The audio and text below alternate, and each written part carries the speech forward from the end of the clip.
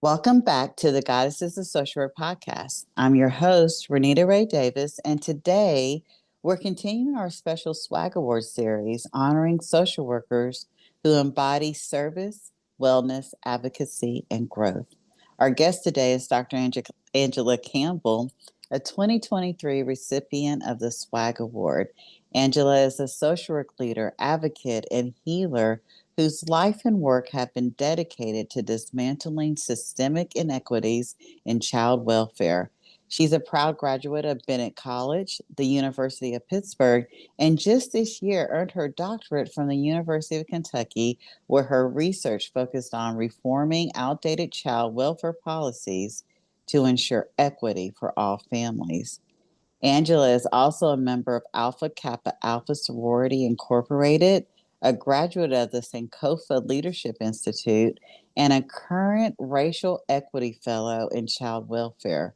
Her advocacy is deeply rooted in her lived experience as a former foster youth.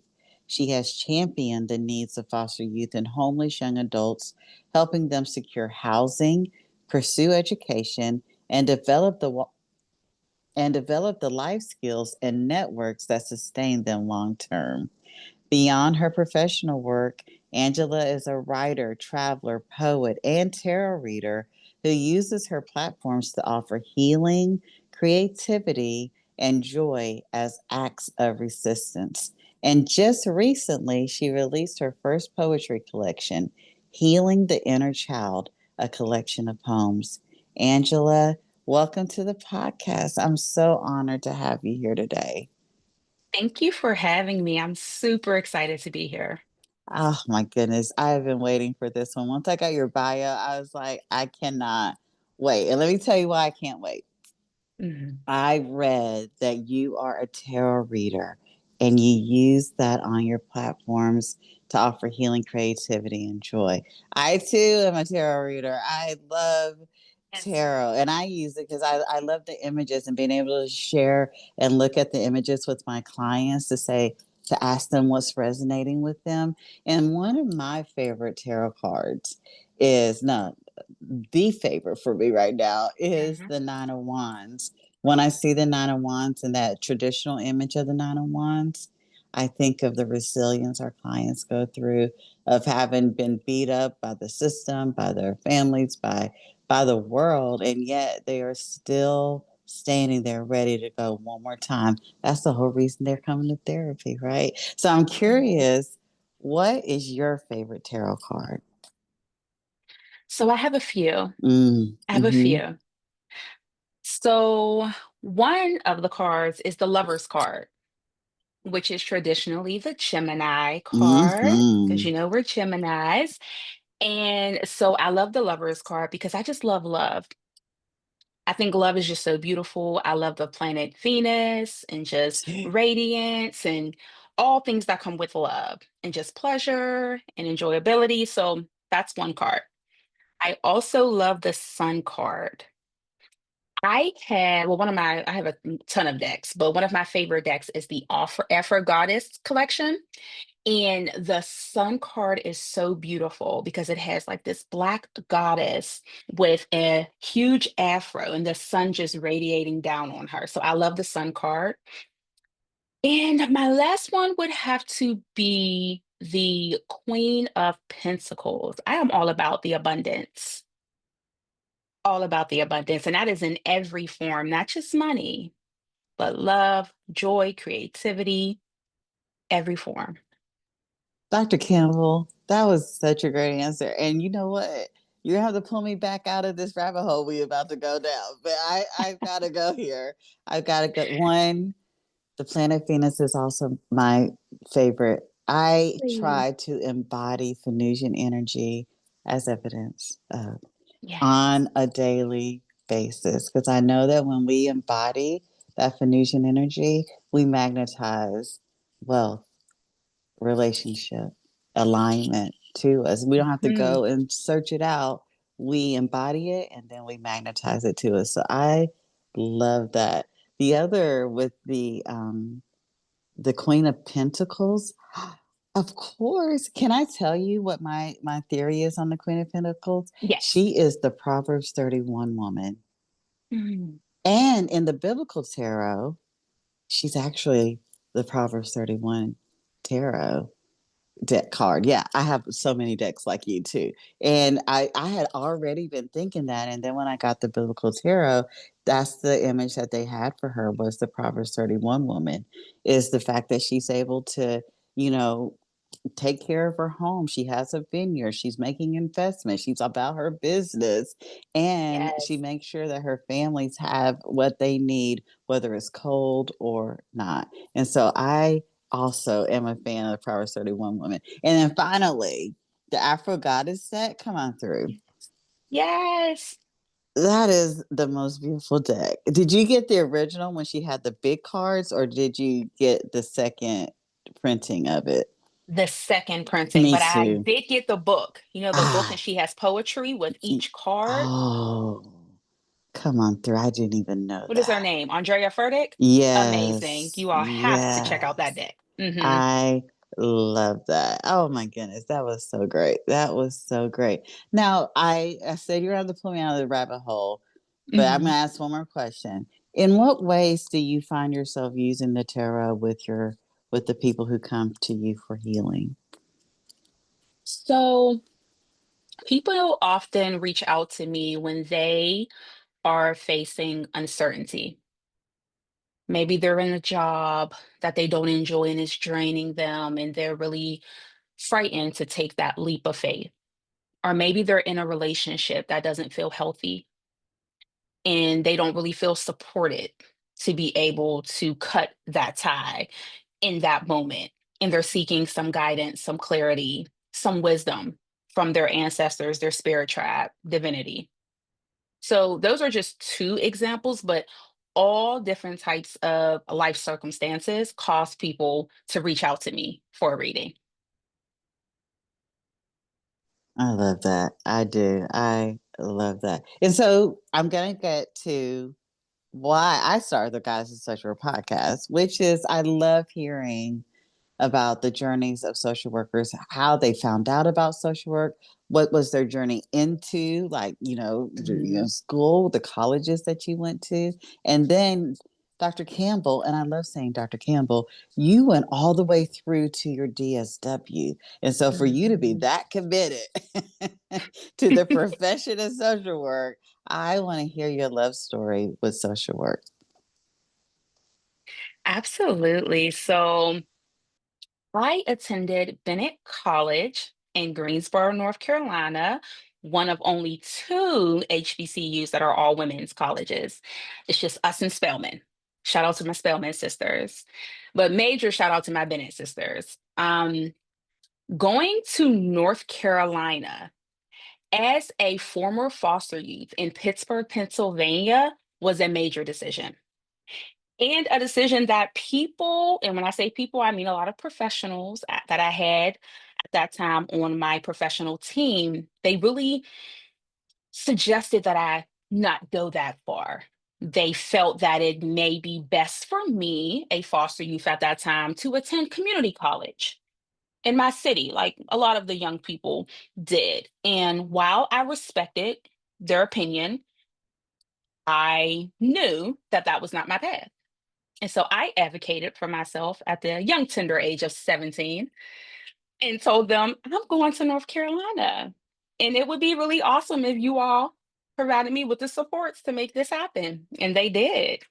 I had workers drive me to school every August for 4 years. They drove me home every year in May. They paid for my dorm items. They paid if I wanted to study abroad, and I did. I studied Spanish in Costa Rica. And so any opportunity that I had that came my way while I was in college and I wanted to take advantage of it, I had a worker, we call them educational liaisons in my county, and she advocated for me to be able to have a normalized experience like the other students at my college. So that was my experience at Bennett College. That is where I blossomed.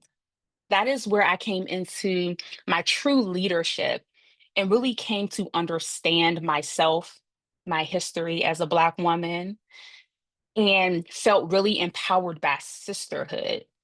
Been in college at that time, I would say maybe we had 800 students, might have been less than that. So we were joking, say we were our own little tight knit sorority. And so that foundation of sisterhood, legacy, and just Black empowerment really let me feel uplifted to pursue further education. So I returned back home to Pittsburgh, went to the University of Pittsburgh, of course. At that time, they were in the top 10 in the country for social work. I did advanced standing, in and out of there in 1 year. And so I graduated from Bennett in 2013. I graduated from Pitt in 2014. So I have this master's degree, and I'm like, what do I do now? So I immediately jumped into working for an organization that I was actually a part of as a foster youth, an agency here in Pittsburgh called Action Housing. They have transitional housing for young people aging out of foster care, ages 18 through 24. While I was in grad school at Pitt, I was living in one of the apartments, a part of that program.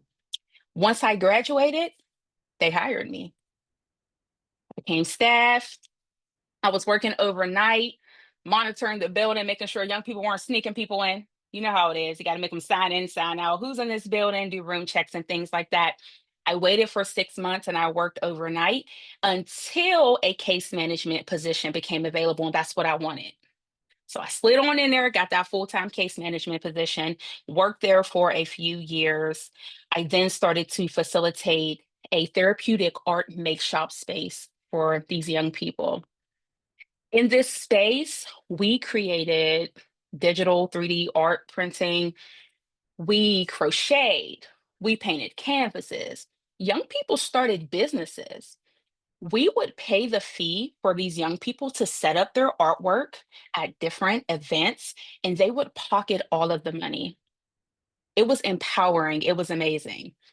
And so I did that for a few years, moved to Charlotte because I miss North Carolina. I love North Carolina. Moved to Charlotte for a year. There was just not a lot of opportunities for social workers at that time in Charlotte. So I returned back to Pittsburgh, continued to work, returned back to the same jobs I had. Now, I have worked, like many social workers, multiple jobs at the same time. At one point, I had 3 jobs, Renita, 3 jobs. And so I decided that it was time for me to make a change in my career. So I then accepted the position of education liaison.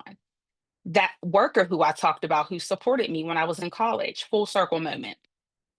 And being an educational liaison is by far one of my favorite roles that I have operated in. Being able to support young people through high school, attending their IEP meetings, showing up at their houses because they didn't go to school or they missed the bus and driving them to school, right? If they're in group homes or placements, showing up, meeting with them and their staff, trying to understand what the barriers are to their educational success, taking them on college tours, helping them move into college and supporting them while they were in college so that they could graduate. That role, ugh, I miss that job. I haven't done that job for 2 years. I miss it. And so I did that for some time until the opportunity became available for me to have my current position doing racial equity work in child welfare. So I still remain in child welfare, just a little different. I went from the micro level of doing the direct practice work to more of a meso level of doing the organizational work and really looking at the policies, the decision making practices that staff in child welfare were participating in that was causing harm and causing there to be an overrepresentation of Black children, youth, and families in child welfare. And looking at how I could develop a racial equity toolkit, a policy, and decision making practice model to help them with those barriers. What an amazing journey. I know you saw me feverishly writing stuff down. I want to go all the way back to you're in Pittsburgh and somehow you chose a all women's HBCU in North Carolina. And by the way, my family Mhm. folk are from North Carolina. So we Oh, continue to nice. find connections with each other. But how North Carolina? how did you find out about Bennett? Especially, you're describing it as such a small school in 2014. How did Mhm. you find out about Bennett? And second, how did you find out or how did you know you wanted to be a social worker? Yes. So while I was in foster care, I was court mandated to attend this program for at-risk girls in the city. It was called Gwen's Girls, and it's still around today. They do amazing work. And while at Gwen's Girls, I met some of the most phenomenal women at the age of 14 who have continued to mentor me, pour into me, and envision a life for me beyond my greatest desires that at that time I could not see. Those women still are a part of my life till this day, and I'm 34. One of those mentors, her name is Maya. She was a social worker, a member of Alpha Kappa Alpha Sorority Incorporated, and a proud alumna of Bennett College. Maya met me at 14 and treated me like her little sister and really poured into me and inspired me that I said, when I grow up, I'm gonna be like you. And I did. I was just like her. I'm just like her. And so Maya told me about Bennett College. She talked about HBCU, and I'm like, HBCU? What's that mean? I wanted to on the Black College tour. And Gwen's Girls at that time, it was a lot of money. It was like $500. It was a whole week toured up and down the East Coast. It was a lot. And Gwen's Girls paid for me to go my junior year. Bennett was one of the schools that I toured, and I fell in love. I said, I am coming here. My senior year, Maya moved to North Carolina because she missed it. I went down there to meet with Maya and to go do a college visit again of Bennett, and they accepted me on the spot. So by October of my senior year, I had on Bennett College shirts. I was going to Bennett College. I was like, I don't know what you are doing. I really, really hope you all figure it out, but I'm going to Bennett College. And so that's how that happened. And I always tell people I didn't choose social work. Social work chose me. I am very spiritual, very connected to divinity, very aware and mindful of the synchronicities that happen in my life, and that universe and the divine are too smart for coincidences. Meeting Maya changed the trajectory of my life. Being a part of Gwen's Girls, going to foster care changed the trajectory of my life. While I talk about the positive impact foster care and being in kinship care, because I was in both and I was in group homes, I was in all three. I did everything but juvie. I was all three. And having those experiences really saved me, I believe. I believe it was divine intervention. I can't say for certain, but if I had to guess where I would have ended up had I not entered foster care, I don't think I would be where I am today. Not based on the environment that I was in, and the things that were happening around me. I just don't believe that to be true. I could be wrong, but I don't believe that to be true. And so I believe that social work chose me. That is a part of my divine path. The blueprint of my soul's purpose is to be of service to the collective consciousness. Come on through, Dr. Campbell. Come on through. I do believe social work is a calling. I believe it's a calling. I Hmm. absolutely do believe that it chooses you, especially when you answer the call.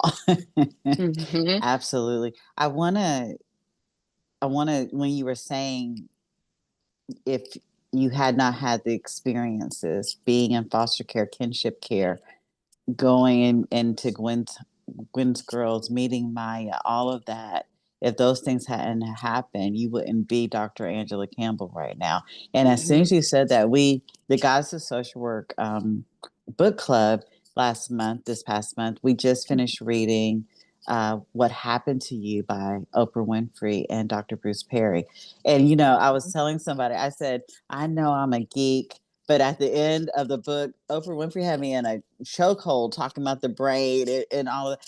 But Mhm. she said that one of the last sentences that she said um, in that book was, what if everything that happened to you happened for you? And when you were Mhm. saying all of the things that changed your trajectory of your life, what if all of that happened for you? Mhm. I read that book and I loved Yeah. that book. Loved that book, and I agree. It definitely happened for me, I think all clinicians should read that book, regardless of for what sure. population you're working with. All clinicians should read that book. But it sounds like what happened to you happened for you, because now I'm sitting in Mhm. front of Dr. Angela Campbell, who just published her book 2 days ago, by the way, which we're going to get Yes. to, But when you were telling your social work journey story, I was curious. I wrote other side of the table. So one of your first jobs was, the night shift and then becoming the case manager, all the way up to educational liaison, where you got to do the same thing that someone poured into you. What did it feel like for you to be on the other side of the table? That's a good question. It was heavy.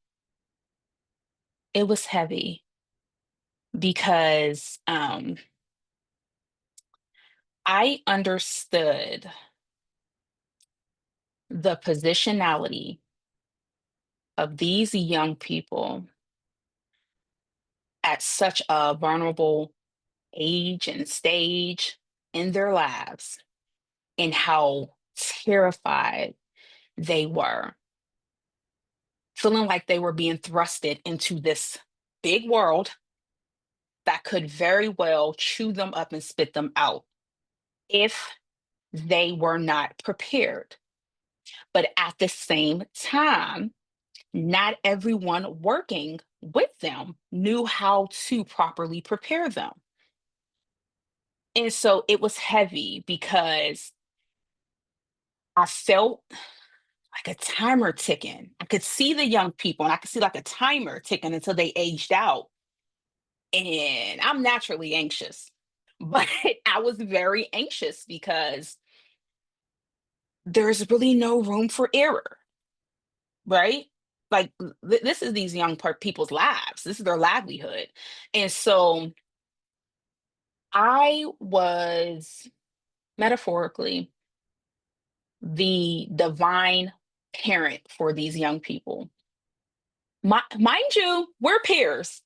I just graduated from grad school. I'm 22. These young people are 18 through 24. Some of them are older than me. So, but this was not a unique experience because Gwen's Girls was actually my first job ever when I was 15. And those young people were also my peers. They were 12 to 18. So I've always been put in these unique situations where I am mentoring and guiding my peers. And I have to be strategic and intentional about building a rapport with them and getting them to have a certain level of respect and trust, to know that although I am your peer, I am wise and I was called to do this. Please allow me to work with you all so that I can help guide you to where you want to be. So it was heavy, but when young people achieved and excelled in the small wins and the big wins, it was worth it. It was worth it for me. I love that. And yeah, I wrote the word down, wise, because oftentimes, not oftentimes, I think yours is unique. But the clients being the same age and are older than you, how do Mm. you express or manifest to them that you do have this wisdom that could be helpful to them. And sometimes that could be as almost like a know-it-all, like listen to me because I know. But I feel probably with you, Mhm. again, even just reading your bio, the way you sent it to me was the embodiment of your lived experience, exuded wisdom. And so I'm wondering, how were you Mhm. able, what did wisdom, how did it express itself in those situations for you? Mm. So I decided that it was crucial to strategically share my lived experiences, not in a way to place that weight onto young people, not in a way where I am re traumatizing myself, right? Keeping everyone safe and doing no harm, but with the intent to prove that I had manifested the skills, the resources, and to be able to navigate life. And by doing that and building that rapport and trust, because without the rapport and trust, these young people, it does nothing for them. Right. And just being authentic and being genuine. And yes, I'm showing up to work in dress pants and a dressy blouse like I am today and pearls and all of this. But these are young people who come from the neighborhoods I come from. So being able to put aside the professional lingo and speak their dialect, right? Appropriately, but very much so being there with them where it's like, we're here. Doing that, young people were like, okay, she means business. Let's write down her goals. No, she's serious. Let me clean up my room. No, she's for real. I need to go get these grades up. And so being able to balance both, but again, I'm a Gemini. You got to balance both. You got to keep the professionalism in order to keep yourself safe, right? Because again, these are my peers, right? I have to have some type of professional boundaries where there are things I do not disclose and do not discuss. And I know what to share. That discernment and intuition, that spirituality came in because it is key and it led me because every young person is different. What I share with this person at 9 a.m., I'm not going to share with this young person at 4 p.m. That's not what they need to hear. It's different, right? So my discernment and intuition have saved me and continue to save me time and time again. And it truly has led my interactions and my profession as well. So good. Just so good. And there were two things I want to just respond to. One, you did such a good job of, because the Guys of Social Work podcast gets heard by social work students, you did such a good job of sharing such a real life example of what good disclosure looks like and why it's important and why it's important. And then the second thing, bringing back your spiritual essence and using your spirit of discernment when you Mhm, do so, because oftentimes the profession teaches us that that gets left outside the door. Don't bring the spiritual piece of yourself mhm, into these spaces, but we need that. We need our spirit of discernment in order to know, okay, when is it a good time for me to do this type of disclosure in order to save a life? We need all the mhm. pieces of ourselves in order to do the work. That's why it's a calling. Yes, That was so good, Dr. Campbell. I want to go back to therapeutic art. That's so Venus. it is. That is so Venus. And my sister is a music therapist, and she's done these. She's been on covers of magazine. This is a brain, Amazing. yeah. And so we know there's even a book called your brain on art. So we know the importance Mhm, of art on the developing brain, but just on the brain in general. What mhm. did that program look like and or feel like for you? And you can do it from whatever angle you decide. Oh my goodness, Renita. It was it was almost like a multi-dimensional experience for me. The space itself, which was inside of the transitional housing program, but Mm. but downstairs in one of like the community spaces, like meetings could happen there and things like that.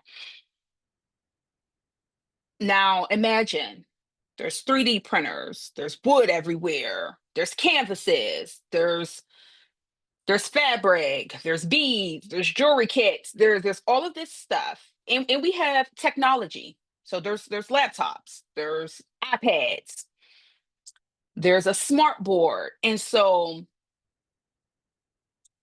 I would walk in, young people would come in, and even young people who had left the program, aged out, were always welcome back. It was a safe space for young people to land no matter what their age was. And that was very important because they're building this community with one another, with us. And then we say, what? You're too old, you're 24. Not fair, not okay. And that's not what we're trying to do. So you have a mix of young people who are living independently on their own outside of this program, alumni, and young people who are in the program. You have me. I've been in all three. And so because I'm such a free spirit, shout out to the hippies. I'm such a free spirit. Okay. I don't really like boxes. I don't like lines. I cross everything because I'm just kind of like, why? Right. So I would come in, there was no real structure. The only rules were to be appropriate and be respectful and to try and to not offend people. There were really no other rules. So I would come in, I would play music. There was always music. I let the young people pick what music sometimes. And sometimes we would do yoga. We'll put yoga up on the screen. We got mats in the back. Other times we would just come in, sit down, and everybody would be working on something different, like their project, unless there was a facilitator who came in to do a group project and we're all working on the same thing. But most of the time, everyone's working on their own project. I'm usually over there crocheting a blanket or painting a canvas or making jewelry or something, right? And there's this dialogue that happens. So think of like art, like group therapy, if you would.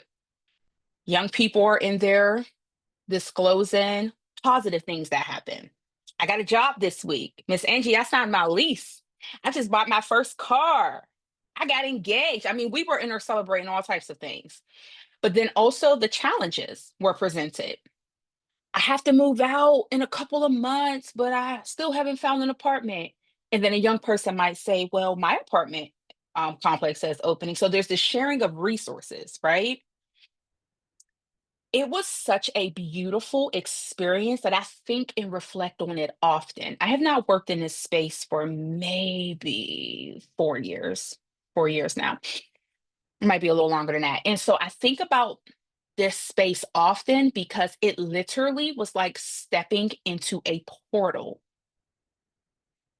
And young people were manifesting in real time, not calling it that, right? And I'm using that language because I'm a hippie, I'm a free spirit, I'm into metaphysics and occult, but they're not calling it that, but that's what they were doing. And those are the seeds that I was planting by encouraging them to make a vision board. You're not really sure what you want your life to look like in 2 years? No problem. You don't have to list your goals out on the form I have in the office. Let's go into the make shop space. Make a vision board. Let's make a vision board, right? And so if there were, I remember specifically a young lady was about to move out. She had saved up some money, but didn't have enough money for the bed frame she wanted. She went into make shop and built the bed frame, and a couple of the guys helped her, painted it and everything from wood from scratch. So literally, I'm watching young people co-create with the divine and the materials that were provided to us by source in real time. And I'm just there like, wow, is this really my job? I love this. It was a beautiful time, a beautiful time. So those are just some of the things that come to mind when it comes to make shop. I love that. And that was also the fact that you have you always have everything you need. That was such a great example of Mhm. when they say you really do have everything you need. You really do have everything, including the skills and the resources. Yes. That was amazing. And yes, let's manifest in real time. I love that. I want to go back to your work. Well, we're still with your work with foster youth and the Mhm. fact that you're doing this racial equity work. So that said to me when you were telling your story initially that as you've done this work, been on the other side of the table, you have noticed that there was some racial equity work that need to happen. And I don't even know what the Mhm. question is. I'm just gonna lay that Mhm. there and then you just tell me what your observations were and now where you're wanting to go with that. Definitely. So everything is connected. I participated in the Sankofa Leadership Institute, which is led by the is it the Black Child Welfare Leaders?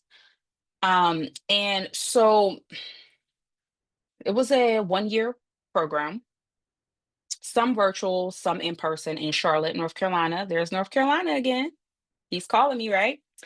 And so I participate in this leadership program that my supervisor referred me to. And at the conclusion of this program, and from working with the mentor that they provided to me, because they provided everyone with a mentor, I get the divine download through a dream from the ancestors that I'm supposed to go back to school. Mind you, Angela Campbell has never spoken about wanting to have a PhD or doctor. Angela Campbell was totally fine with her master's, had it for plenty of years. It was fine by me. But had this dream, and I woke up out of this dream and started looking up doctoral programs. And I'm like, it needs to be online because I work two jobs, which side note, part-time, I work with individuals who have intellectual disability and autism, kind of like home and community support. And I've done that on and off for the past 10 years. So I've always worked two or three jobs. And so I'm like, I work two jobs. I cannot go physically into a school. Like there's just no time in a day. Right. But I said, okay, I can do online. I've never really done online before, but I can try it. I'm a tech girly. So why not? And within a couple of days, I see I see an article about child welfare, juvenile justice in Kentucky. And I see that the person who wrote the article is the dean of social work at the University of Kentucky, and that he has lived experiences in these systems. And a light went off. And that's what drew me to the University of Kentucky. I said, this is who's leading the social work. This is where I'm going for sure. And so I made that decision. And when I made that decision, I didn't know that I was going to be shifting and going into working in the Racial Equity Fellowship. It wasn't thought of at that time. Fast forward 6 months later, and this opportunity presents itself to me because the woman who was my education liaison, who then became my supervisor, and who has been my sponsor, coach, and biggest advocate, her name's Nanika. She told me about this opportunity, and I said, okay, I'll go out for it. And that's when I got the racial equity position, which is a 2 year position, not realizing that this position would actually spearhead my research and really ground. I mean, when I say everything is connected, I mean, it's mind blowing to me, right? Because on the day to day, I just think I'm making these decisions, right? I just think I'm in control and oh, I'm making this decision, I'm doing this and I'm doing that. And then take a step back and I watch it all in front of me, and no, this is divine. I'm just the player. This was all orchestrated, right? And so it was time to pick a topic. They're like, you have to do your research. What topic are you going to pick? But I was also at the same time being asked to um, provide a letter of intent about a project I wanted to propose at the same. And I'm like, I can do the same thing. Like, work smarter, not harder, people. So I chose, I chose my topic of improving racial equity and child welfare for both. And so while I'm doing all of this research for school and I'm taking online classes, I'm building up my knowledge, my wisdom, my skill set to be able to advocate for why this is needed. And then, more importantly, how I'm going to put it together, wrap it in a bow, and present it in a way that makes sense for workers who are on the front line. Because, mind you, I come from the front line plenty of years. I am not a person who started up here and never worked at the front line. So, who better than me, Miss Lived Experience, direct practice worker, to do this work, right? And so that's basically what happened. And I really credit my position and this opportunity that I have had the past 2 years. My job is coming to a close in the next 2 to 3 months, but I really credit them for giving me the perfect setup to be able to do what's important and to do what is in alignment with my calling. Two things at the same time. And that's what I did. In that when you're in alignment, how it works. Yes, Hmm. when you're in alignment, that's exactly how it works. But I wrote the word down why. Why do we need to know about racial equity in foster youth? Definitely. Hmm. We need to know about it because historically, child welfare, like most, if not all systems, were built and created without us in mind. And when we were thrusted into these systems, the responses have been make um to make it disproportionate, to provide services that are inadequate and inequitable to us, right? As a result of it not really being for us. And so the overrepresentation of Black children, youth, and families in child welfare is very damaging. It's very harmful. There is a hyper surveillance of Black moms and Black dads and Black caregivers. And this can happen in many ways. It happens in schools, um, teachers and school professionals over reporting Black parents and Black caregivers for neglect or abuse in situations that are clearly not that. It may be cultural things that they do not understand, or it can simply be tied to poverty. And so now we're looking at systems that are punishing people for being poor. And not just punishing people for being poor, but punishing people for being poor in a country that is literally set up to keep these specific people oppressed. It's a catch 22. And our Black communities and our Black families are paying the price.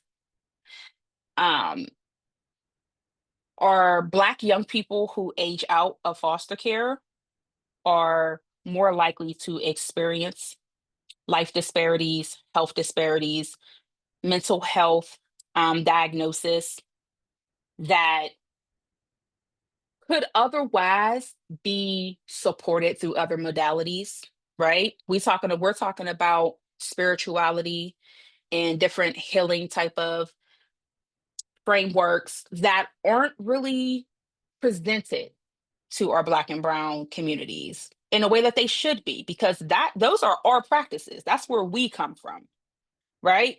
African spirituality, herbalist, Those are our practices. And we exist in a time where our own practices, we're disconnected from them, right? Due to no fault of our own, you know. But it's a lot of misinformation. It's a lot of racism, a lot of anti-Black practices, and a lot of inequitable policies that are continuing to contribute to this issue.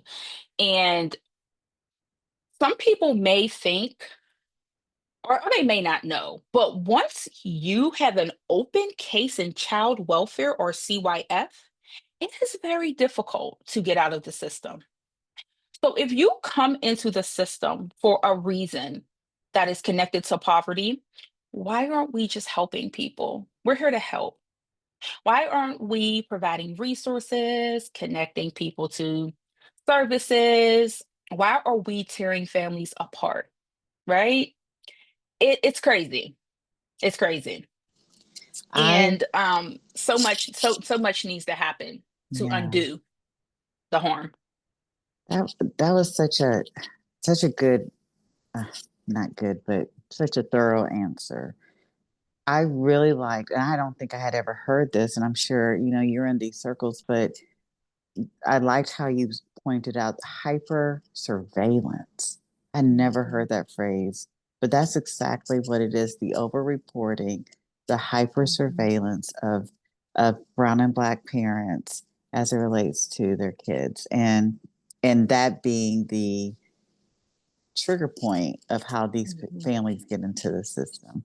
And I talk sometimes. I supervise the guys at the social work um, community, and I recently was talking to them about the history of social work that as I know mhm, it, as I know it. Okay, this is Renita's history of social work mhm, as I know it, and I've been a social worker for 26 years, and I remember my professors talking, almost 30 years ago about how white women would come into the homes of black families, specifically single black mothers, looking underneath the bed for male shoes, looking in the bathroom for additional toothbrushes, looking in their cupboards to see if there was food that wasn't purchased through EBT or food stamps or whatever it was called at the time.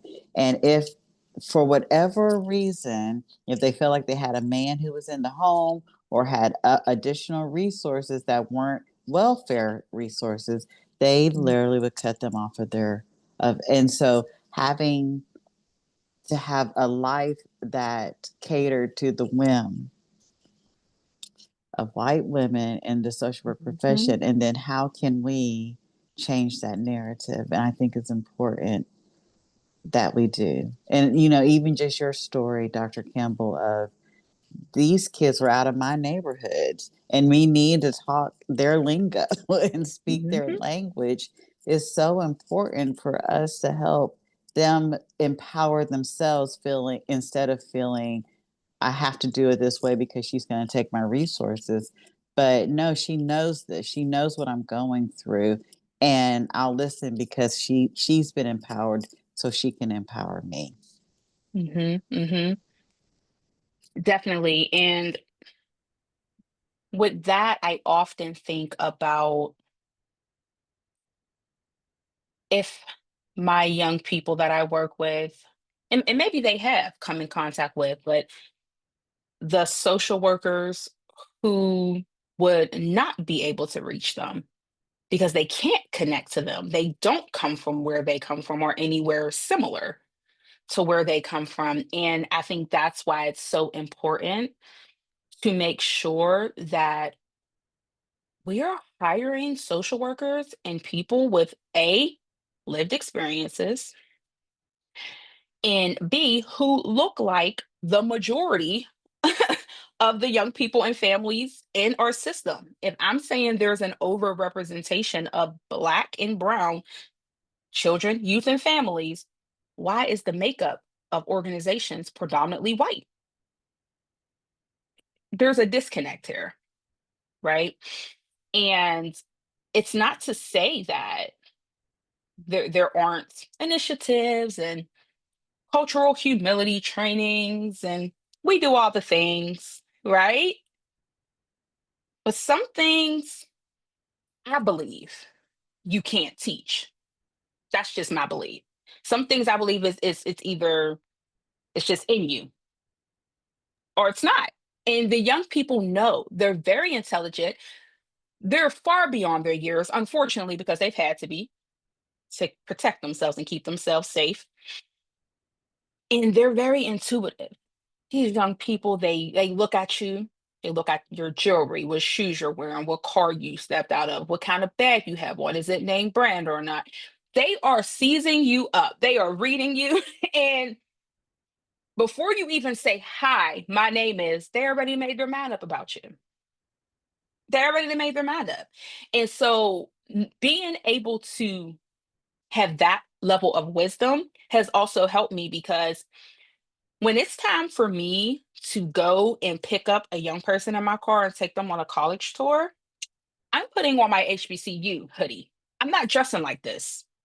Like that's, and you would think, oh, well, duh, Angela. No, no, no.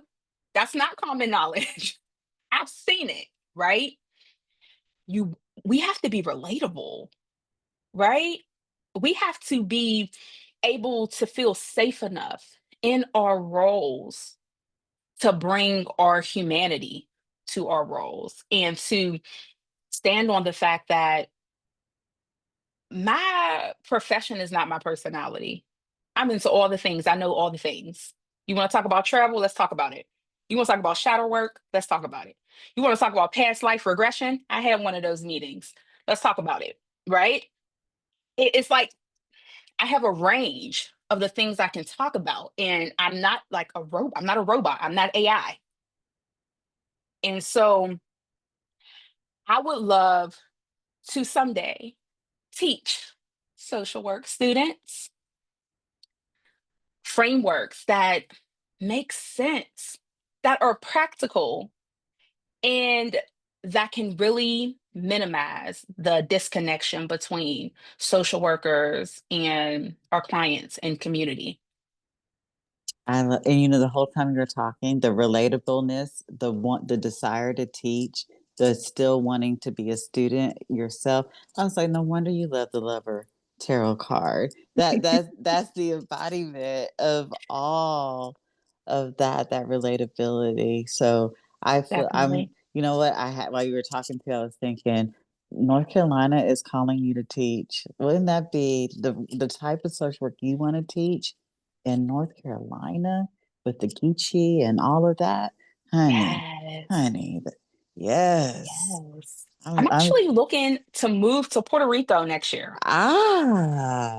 even So not to say I better. can't teach because in North Carolina, Yeah. because I can do online. I want to do Yes, you online sure can. So teaching. North Carolina, if you're calling, I'm picking up. Yes, for sure. I love North Carolina. Yes, my family is from Raleigh and Fayetteville, so yeah, yeah, Nice. yeah.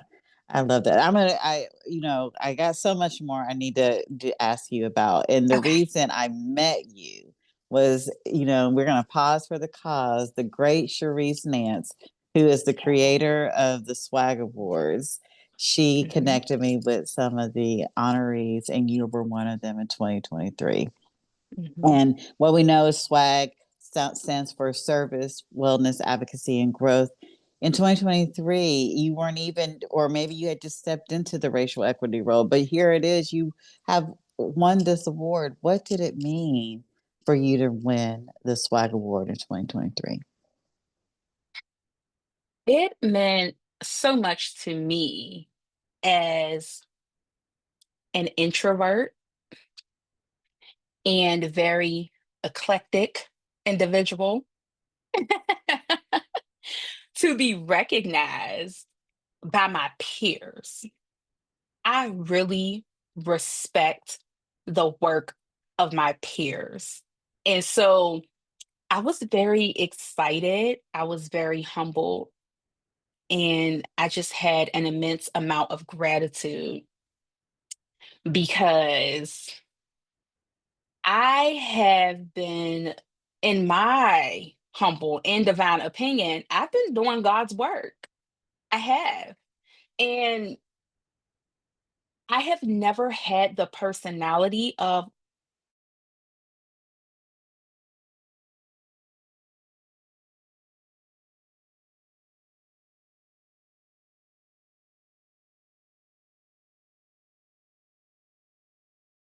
I lead with my entire heart.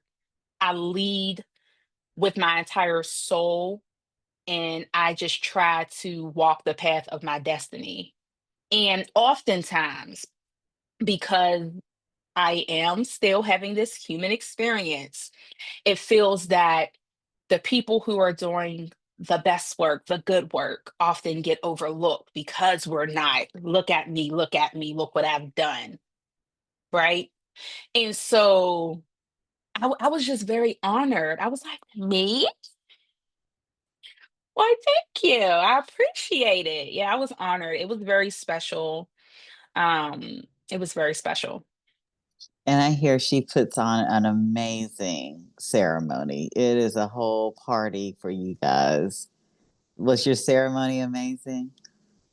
So, unfortunately, I wasn't able to make the ceremony, but I Ah, heard amazing things about it the yeah, year before, the year of, the year after. yeah. It's a whole event, it's a whole thing. The tickets sell out fast. Mm. People are waiting for it. The countdown starts and people start getting their funds together because they are ready to go. Start getting their dresses, who's doing my makeup here. It's a whole thing. And so I unfortunately wasn't able to go. I was dealing with some life circumstances that prevented me from going. And I really honored where I was and the space that I was in that moment, because wellness and healing are things that I talk about on my YouTube channel and post about on my socials and talk about to my colleagues and the people I work with. But it was an opportunity for me to really practice what I preach. And I chose self care and wellness that day instead of putting on the mask, instead of doing the hair. And I had a beautiful gown, but instead of the gown, instead of putting on the gown, I said, take care of yourself, take care of your mental health, Angela, take care of your spiritual health and emotional health. And I did that. And my sorority was there. They showed out. They bought pages in the handbook and had my picture all plastered on 2 pages, the alpha women to show out.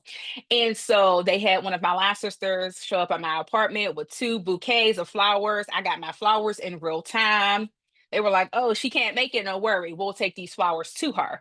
And so I still felt very supported, very celebrated. I felt all the love, all the positive energy radiated straight to me. I received it all and continued to, because people were posting, they were sharing, people were on the comments congratulating me. So it was very beautiful and special. And even now, 2 years later, we're still congratulating and celebrating you. Look at that. Yes. What a great lesson, Dr. Campbell, in self-care. I didn't even know we were Hmm. going there, but Hmm. the expectation would have been for you to show up. That's what you already have your Hmm. gown. I mean, I saw Sharice's gown for this year's, Yes. and oh my God, it was amazing. But you already had your gown. You were, people were expecting you, and Hmm. for you to be like, I need to take care of myself. And instead, the gown, I'm gonna put on my robe, literally my Yes. robe. A lot of people would have felt a lot of pressure to just show up, even if they weren't feeling their best. But Hmm. because you chose you really got to be present for the love and the celebration that people were able to extend to you, even more so because you did choose yourself. Definitely. Yeah, that's beautiful. I'm going to move into this next thing we're celebrating with you. Your Yes. book you just published Hmm. this week. You want to? It is called. It's a poetry book, and it's "Healing the Inner Child," a collection of poems.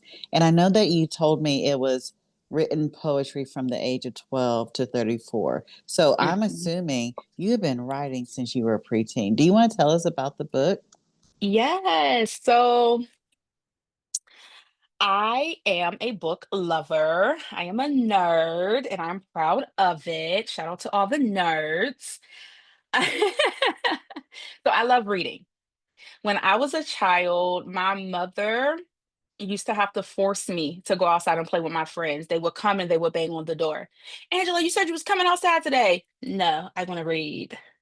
I want to read. I want to write in my journal. I was a Dear Diary girl. That's just who I was. Like I said, very introverted. And so just very like in my own world, in my own mind, just creativity, imagination, right? And so I started writing poetry because I just love the art of it. I love the way it made me feel when I read some of my favorite poets' work. And it served as an emotional release for me. I experienced a traumatic childhood in adolescent years, teen years. And so it was a way for me to process and to try to make sense of my external world, um, and to not allow it to overcome me. That's what it was for me. I tell people all the time, poetry literally saved my life multiple times, multiple times.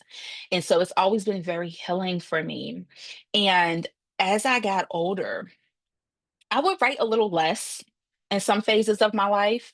Like when I was in college at Bennett, HBCU experience, I was barely writing. I was having the time of my life. I didn't have time for that. But I always returned back to it. So even if I skipped like a couple years, I always went back to writing.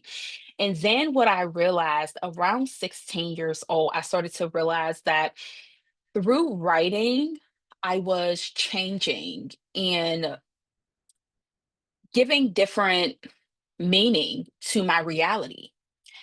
I was learning manifestation without knowing that language at a young age. I noticed that when I wrote things that I wanted, they started to like kind of happen eventually, right?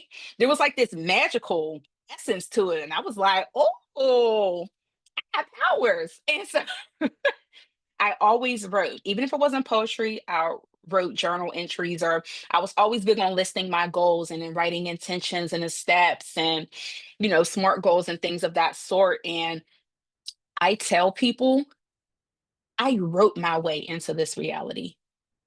I shifted timelines, transcended dimensions to be this version of myself. Like I did that.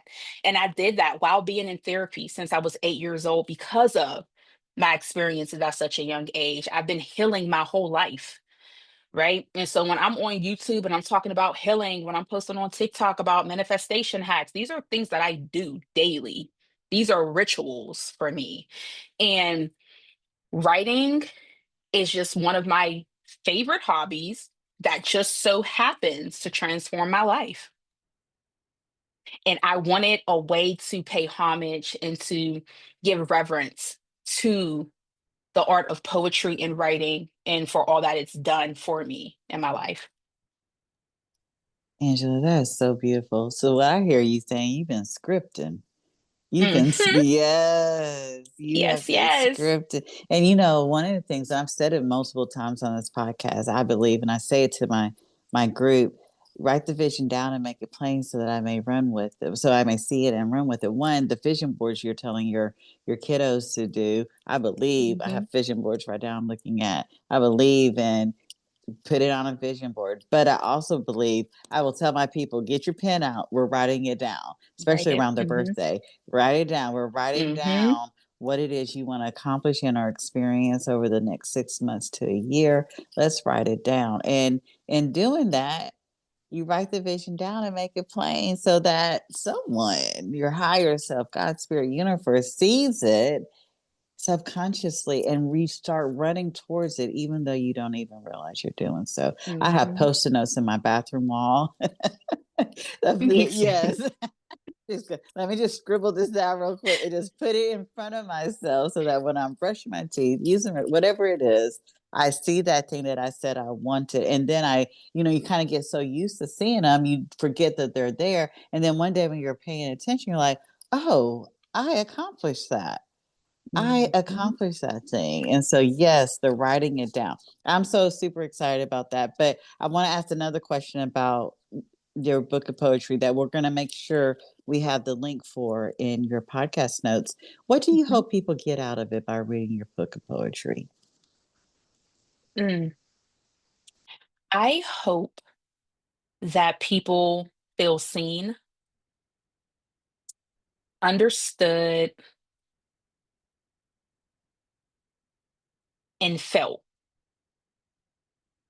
I hope that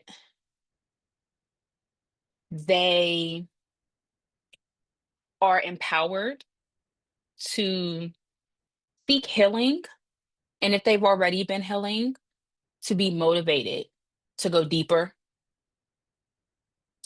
Um, I really just want people to understand how transformative it is to heal your inner child, to reparent yourself, to give yourself the experiences, the love, the care, the safety that your younger self may have not experienced.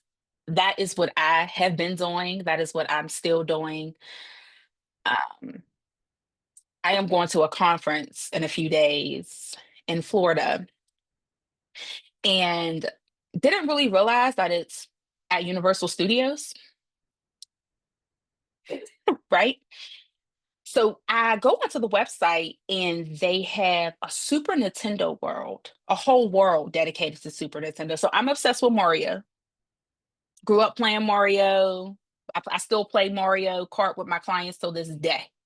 And I'm always Princess Peach. Make no mistake about it. Always Princess Peach. And so I saw that there was a Super Nintendo world, and my inner child went crazy. I ordered a Princess Peach customized jersey. I got Goddess on the back because Goddess is actually one of the names I go by. I got my favorite numbers 55 put on it. I mean, I am about to have a ball by myself. No children present. By myself at Universal Studios, riding rides, eating ice cream instead of food, doing whatever my inner child wants to do because I'm grown now. I can do what I want. And so these are the moments too. Sometimes inner child work isn't always in a dark corner crying and writing about what sometimes it's the opportunities that present itself for you to connect with your inner child and to be able to rewrite the story and to pour into yourself in all of the ways that you weren't poured into. So good. So I hope you have the time of your life. Thank I you. love that for you. I love that you have a you said a hoodie. You have your hoodie. You're 55. Goddess, come on, and you're gonna eat ice cream instead of food. Mhm, That tickled me. I love that. Oh, this has been so good. I just have a couple more questions, and this mhm, next one is my absolute favorite question to ask social workers. And you've been doing this for a minute now, over 10 years, and mhm. you've got your BSW, your MSW, DSW, you did all. You did all three. So, but what belief or value about social work has changed for you over the years? I now understand that I can create my own lane. I always thought that I had to do traditional social work, and I pay homage to the social workers who are the caseworkers, the ones who do the very tough work that weighs on their spirit when they go to sleep at night. I know that it can be heavy for them. I know what it must take for them to go to work every day. But I personally have never felt that that was my path, but I felt like I was supposed to. So I was like, okay, I'll do direct practice. I'll do this type of work. I've never been a caseworker, only because I have lived experience in foster care. So that would be triggering for me. But I am realizing now that there is a way to merge my interest. So I love social work. I love technology. I'm a tech girly. I have a certification in user experience design. So I am able to design apps, websites. I do digital products and all types of digital designs. I'm a Canva girly. When I was very, very active in my sorority, I created the flyers that went out on social media, things of that sort. So aesthetics and beautiful images, Venus, that's me, right? So I love technology and I love designing. I just love, like, even down to my apartment. I took an interior designing class, one class in high school, and in my mind, I'm an interior designer. That's just how I feel, right? So I'm always at people's homes, like, yeah, if you made your curtains this color, if the paint was this, and if you put an accent pillow there. And so as an artist, I just believe that life is art and art is life. And so everything is an opportunity to be art. And so I'm always looking for that, whether if it's designing my apartment or what I'm going to wear or my locks, right? Or my crystal jewelry. Everything is an opportunity. And so I have been craving the opportunity to not have to just pick one. I've always just picked social work, but I am now manifesting and co creating to find a way to merge my love for design, technology, and social work. And I have attended a virtual conference earlier this year on social innovation, which is something I had never heard of, right? And this idea of the people who work in the tech startups and companies, they're really good with what they do, but they need someone to come in from a different discipline to look at the apps they're creating, the websites, the programs to make sure that there is a positive impact on society and the greater good. And I think that's where I belong. I think it's me. So I'm excited. I also want to teach, of course. I want to teach and I want to mentor because I love education. I love learning. I'm a life learner. And so that's never going to stop for me. So what I now know is that I'm a co-creator and I can design whatever role I want and whatever path I desire.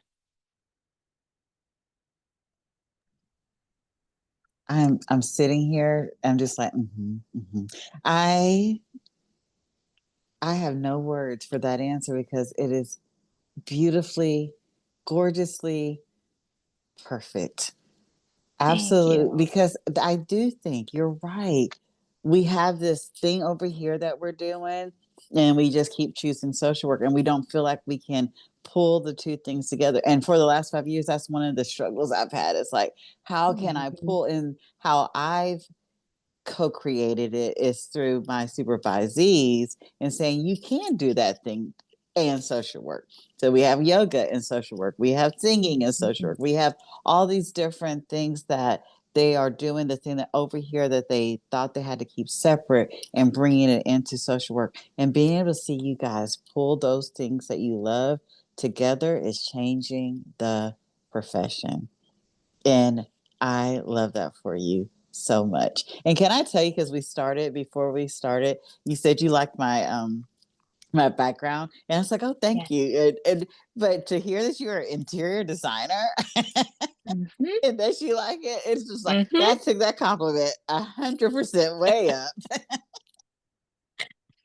That took 100% because it's very fiducian, and I love that. I really do. Oh my goodness, Dr. Campbell, this has been such an amazing interview, and I just have one final question for you. Thank you Okay. for saying yes. I did not expect this to be so juicy and so.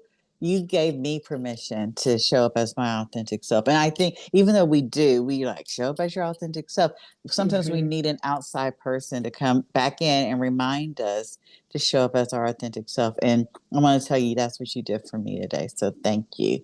And You're so my welcome. final question though for you is Mhm. what advice would you give to other social workers who want to create meaningful, lasting change for youth transitioning into adulthood? Definitely be authentic, be creative in your approaches. Do not be dull, do not have cookie cutter approaches and frameworks with young people. They will not land with everyone.